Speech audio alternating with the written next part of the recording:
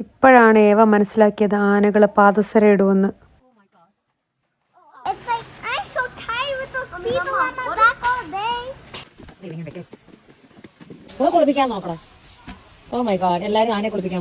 ഇവരുടെ കുളിപ്പിക്കൽ കണ്ട് ഇവർക്ക് നോവോ ആനയ്ക്ക് നോവോ എന്നുള്ള സംശയത്തില്.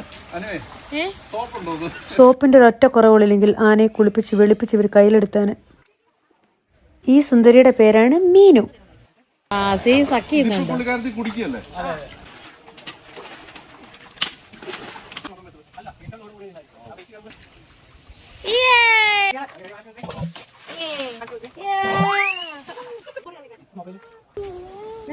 അനു ചെല്ല കൊടുക്കാൻ പറ്റും.